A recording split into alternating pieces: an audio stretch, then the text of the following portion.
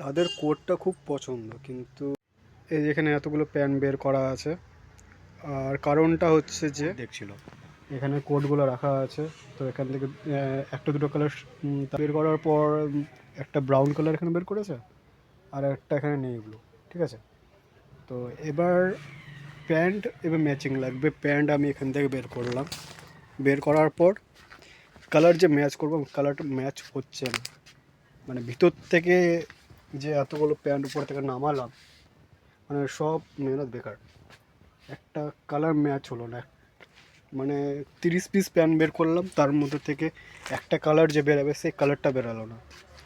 আর এই সেই কোডটা যেটা দেখাচ্ছে নেভি ব্লু, যে কোডটা আছে এটার সাথে এতগুলো প্যান্ট যে বের করলাম, দেখো একটুর জন্য কালারটা ম্যাচ হচ্ছে না। এখানে একটা গ্রে কালারের প্যান্ট আছে, কিন্তু এটা একটু নেভি ব্লু টাইপের, যার জন্য কালারটা খুঁজতে আমার মাথা খারাপ হয়ে গেল। কোডটা খুব পছন্দ, কিন্তু এখন কালার যে ম্যাচ হলো না প্যান্টের। তো আমি আবার তাদেরকে একটা আইডিয়া দিলাম, তুমি কোডটা এখান থেকে নিয়ে নাও, আর প্যান্টটা নিতে গেলে তুমি পাশের দোকান থেকে নিয়ে নাও। এইভাবে করে তুমি একটা শেড বানাতে পারো। তো ওরা ঠিক আছে বললো আর কি।